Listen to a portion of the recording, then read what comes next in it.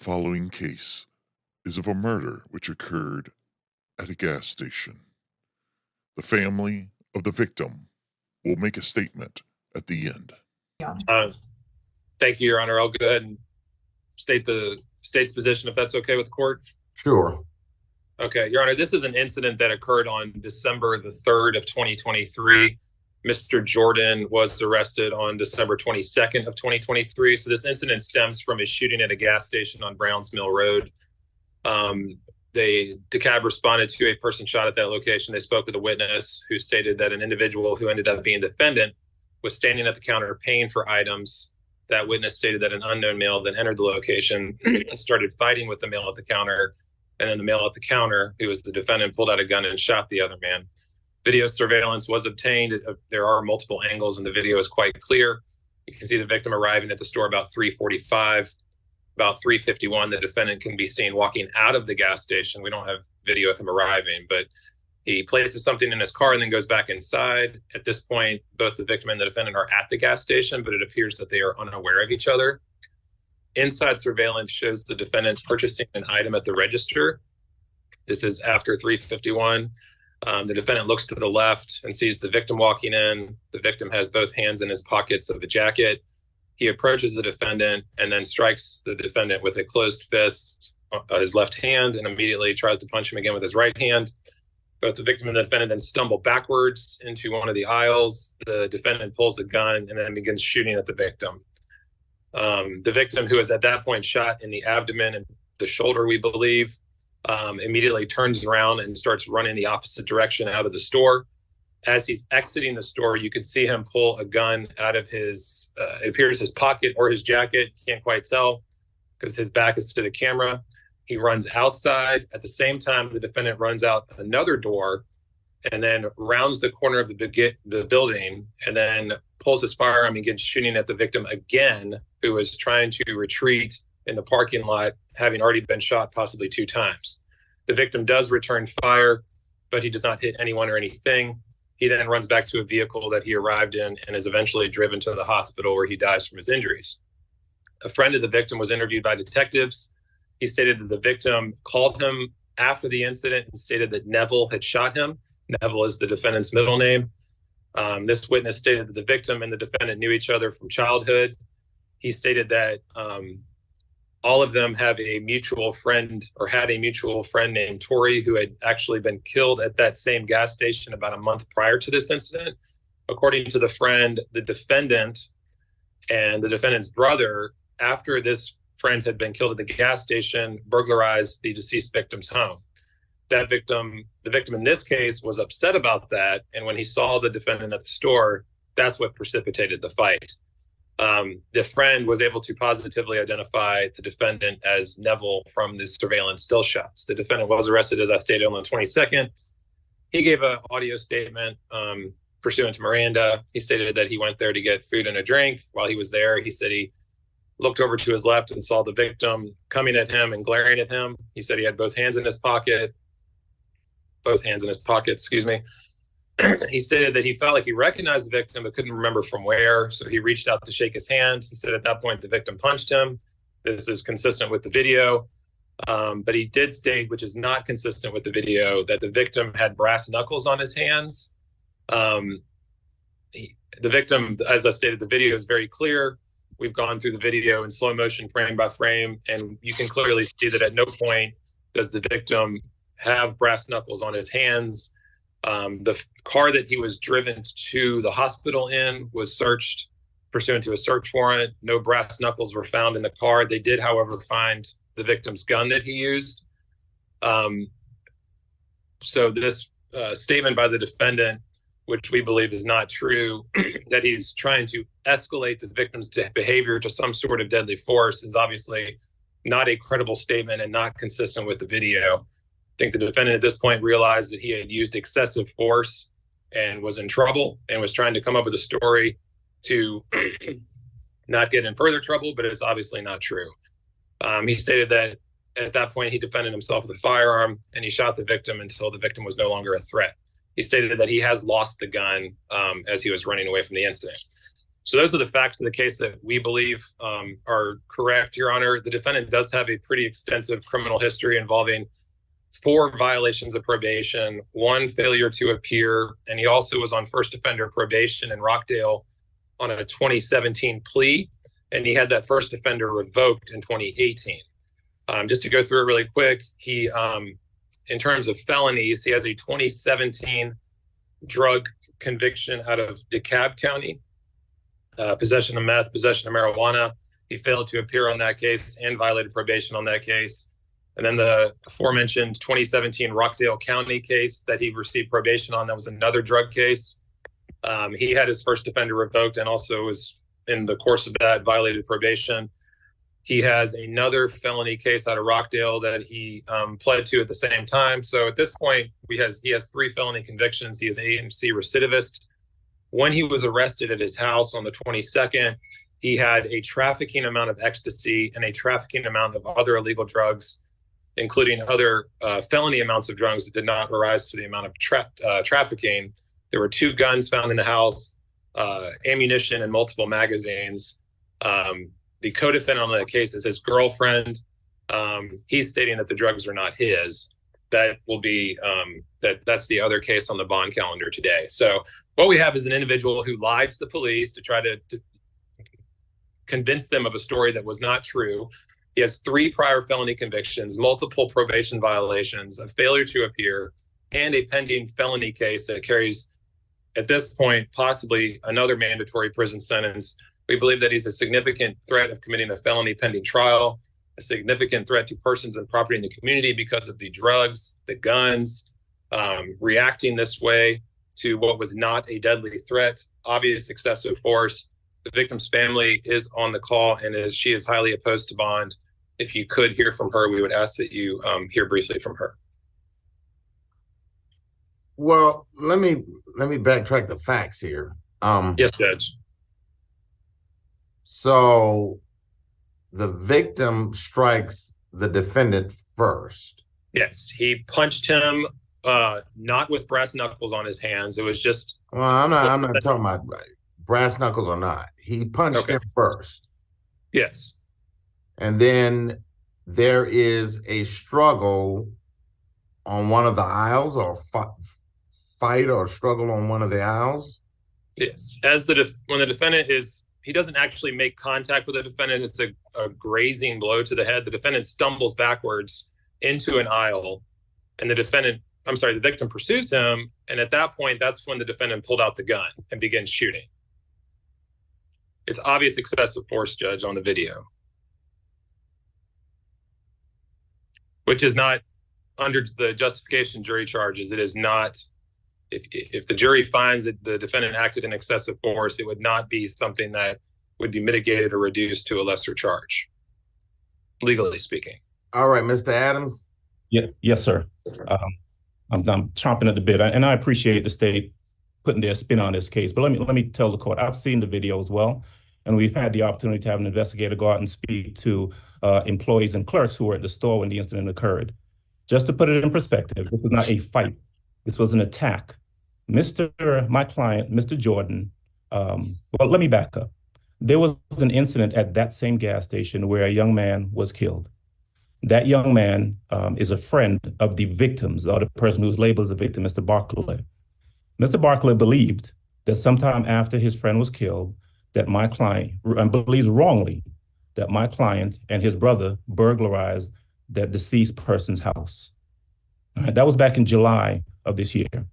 From that period of time, Mr. Barclay is walking around, and his intention is to try and catch up with my client and or his brother to do something to them because of what he believed that they had burglarized his friend's house. So on the day of the incident, my client leaves his home, goes to that location. It's a strip mall. There's a gas station. There's a West Indian's food store right next to it. There's a liquor store right next to it. Behind all 3 of those stores, there's kind of like an alleyway. You know how you have a strip mall, and behind the stores you have kind of like a walkway or an alleyway. My client goes into the West Indian restaurant. He orders some food. He leaves out and he goes next door to the gas station to buy something to drink. That's undisputed. I've seen the videotape. It's on the videotape. He goes into that store. He gets some items, and he is standing at the counter. When he's standing at the counter, Mr. Barclay comes into the location. I don't believe they knew that both were there at the same time. Well, certainly my client did not know that Mr. Barclay was there. Mr. Barclay walks into the location. He sees my client. He walks up to the counter.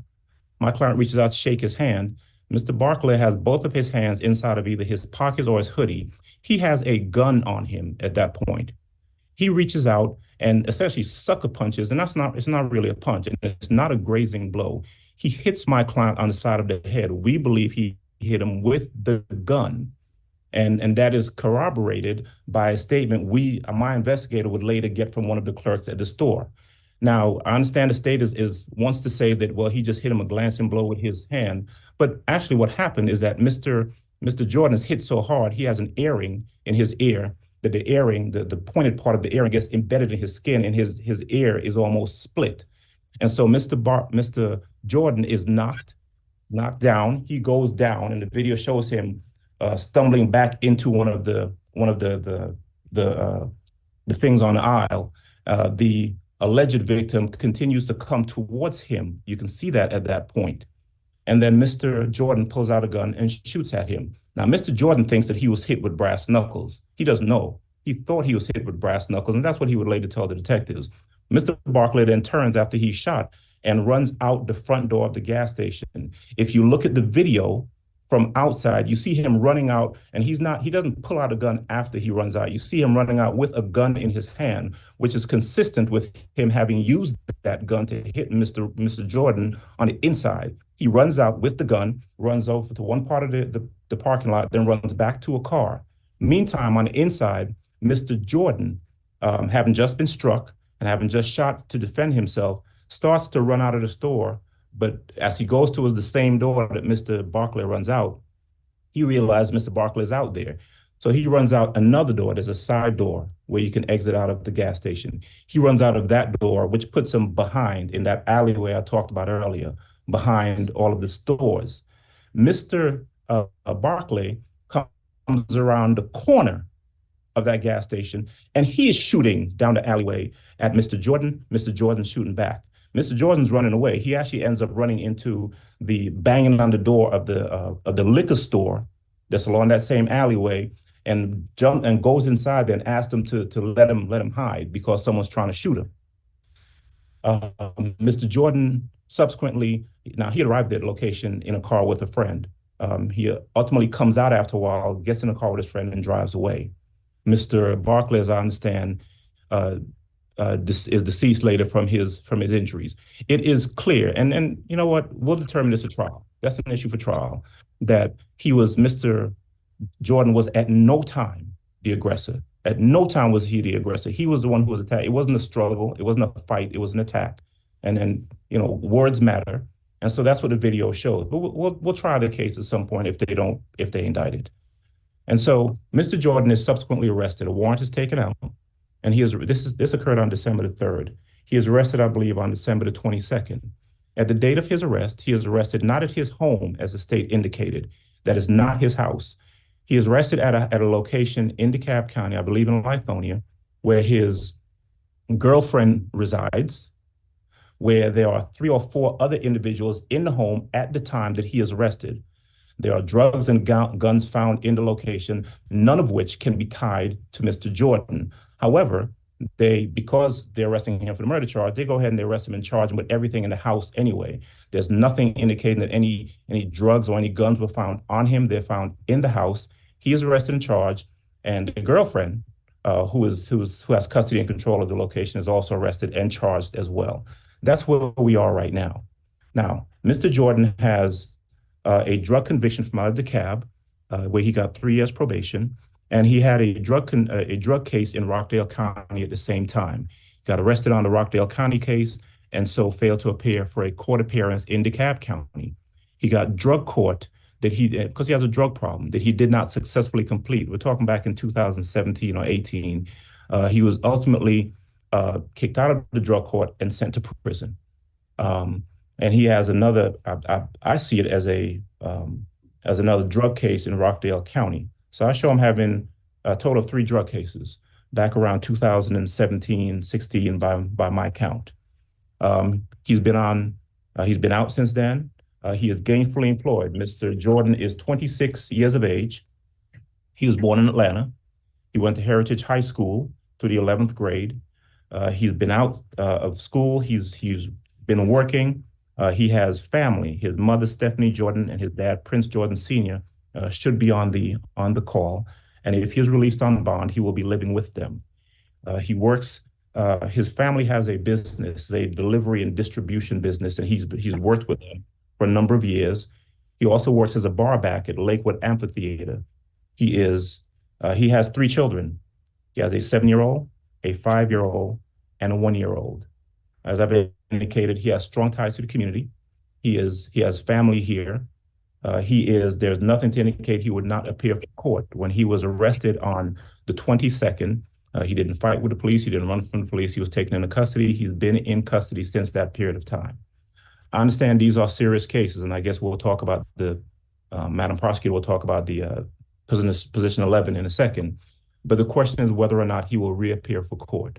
And the judge, Your Honor, is entitled to consider the facts and circumstances of this case.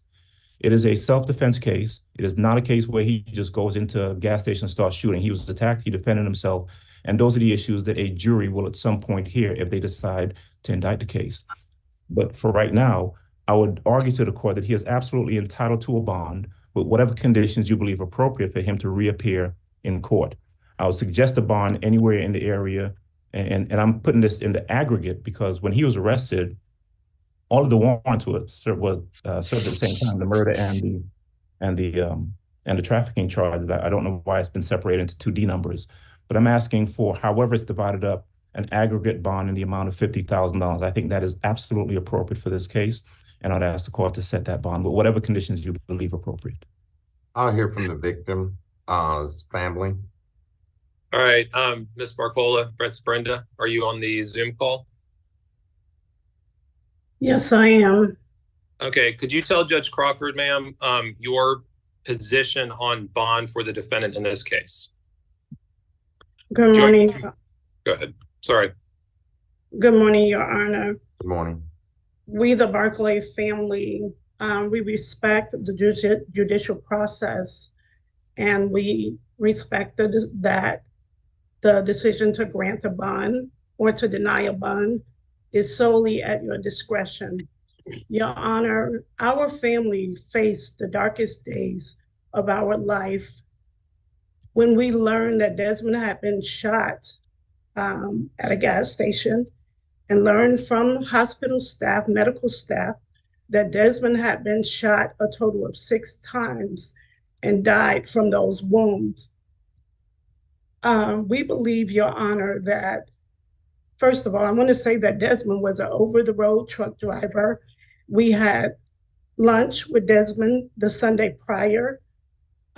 He left during the week and he came back that Sunday, December 3rd, went to the store. Desmond had been on the road back. Desmond attended DeKalb County High School. He attended also Rockdale County Heritage High School in Rockdale County. He later finished up with his graduate equivalency diploma at Youth Challenge Academy, where he learned naval aviation. He also took the truck driving courses. So Desmond had a career. Desmond leaves behind a 17-year-old daughter that has been in therapy since the day that it happened.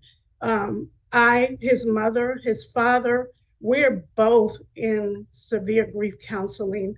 I haven't been able to return to work due to the trauma that has been inflicted upon my son. I work with the Department of Family and Children's Services, so I understand trauma. This has caused my family great trauma. We believe, Your Honor, that the defendant is a flight risk. The day that Desmond was killed, the defendant fled. All right, Mr. Gitter, I can't let her get into all of that. Okay, I appreciate your statement, Ms. Barkley. Obviously, Your Honor, the family is very opposed to bond. I would just point out that Mr. Adams did say there's nothing to indicate he would not appear. I would point out the aforementioned multiple probation violations and failures to appear on minor drug cases. This is a homicide case and now a trafficking case. The stakes are substantially higher than in those cases, and he did not appear on those cases. And Your Honor, if your consideration at all is hinging on what happened in this video and Mr. Adams and I's obvious dispute, offline, I would be more than happy to walk you through the video to show you that the victim did not have a gun in his hand until he was running out of this. Listen, everybody, I'm not trying the case. This is a bond. I understand, Judge. I understand. Right. Okay. All right.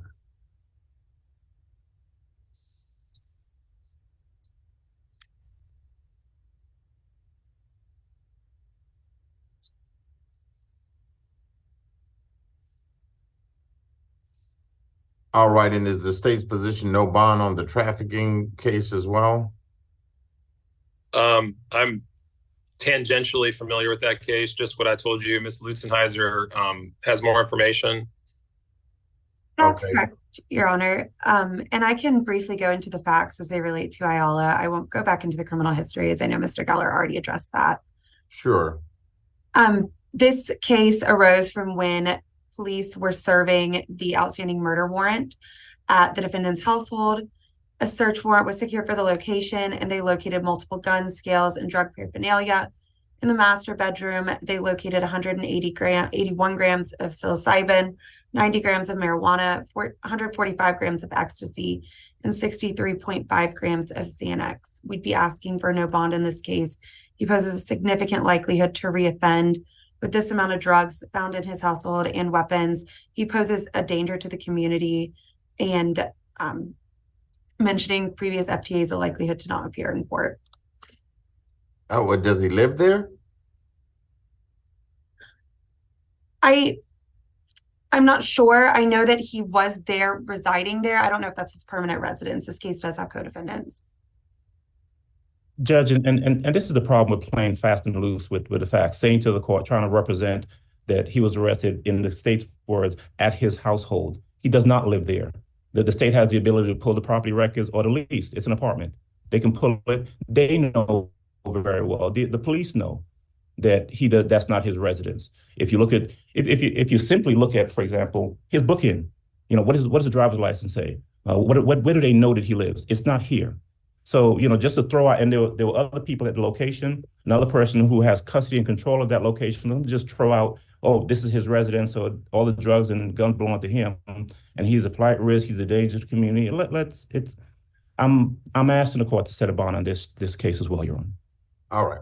I'm going to set a bond on the drug case for $30,000.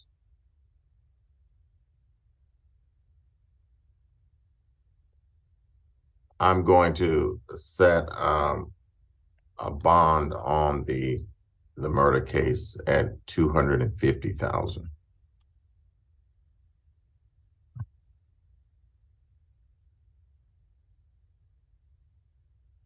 And Judge, is it okay if I just put standard conditions, no drugs, no weapons, no contact with witnesses or victims' families, stay away from incident location? Yes. Okay. I will get that submitted to the queue. Thank you for your time, Judge. All right. Thank you all. Thank you for the credit. Next case we have.